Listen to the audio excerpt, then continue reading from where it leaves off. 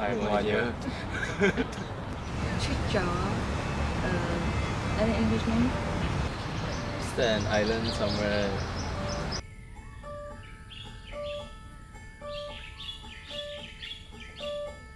Jawa 是印度的，印尼的 Jawa。 Indonesia. Oh my god, is it Singapore? Yeah. Okay, I don't know.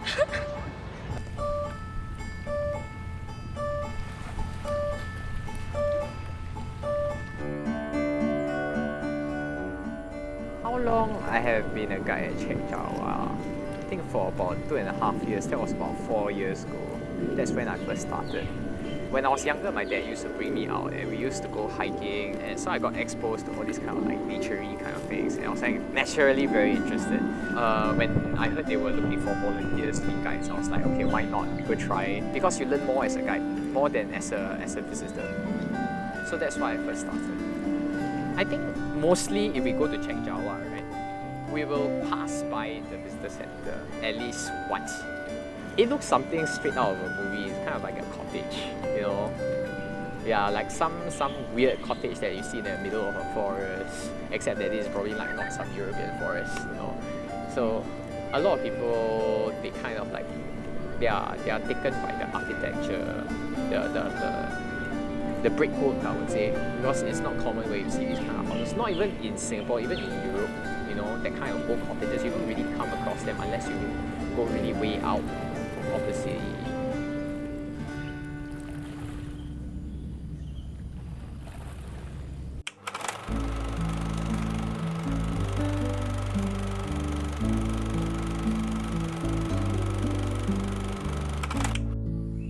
The original cottage at Chek Jawa was built by Langdon Williams, who was the chief building surveyor for Singapore.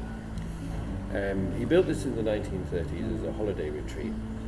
What is very interesting about the construction of it was that it is built very, very consistently with original Tudor cottage construction methods. The actual details of it are very, very fine. He used the half timber method of construction.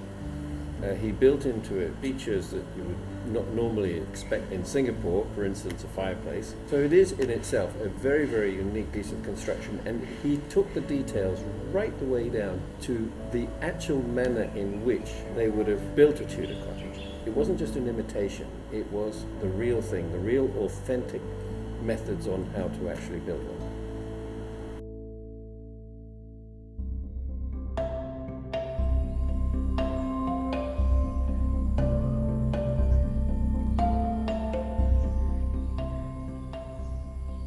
The whole of Chek Jawa is a park, and the visitor center is part of it.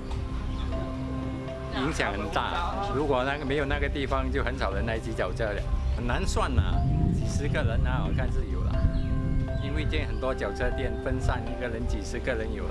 有人来去Chek Jawa玩玩，当回来这边光顾一些水啦、椰子啊这些咯。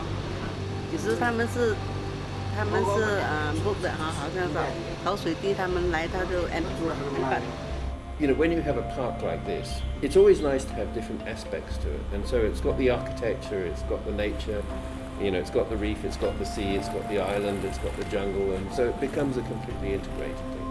And this makes for a much more interesting environment when you've got lots of different aspects that are all part of the park. It makes it much more interesting, and it's much more informative, and it shows much more about the whole of the history and heritage that we have out there on Pulau Ubin. Okay, well, Singapore is a very, very unique place. It's a crossroads. And so this particular location would have been a reflection of the kind of resort buildings in those times that the colonial culture will have built. Eventually, the future generations, they will forget about it. And when they forget about this natural heritage, right, that is whenever, if the government decides to do redevelopment again, that's when nobody will be there to stop it, because there is nobody who knows that this place is worth protecting. And so in terms of actually what what Singapore has is it has this wonderful cross-section of all different types of influences, architectural influences and cultural influences.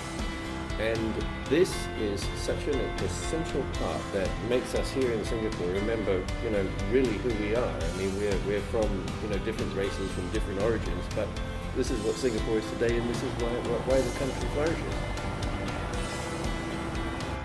In general, I think what I think about Chek Jawa's future, I think hopefully it doesn't go away.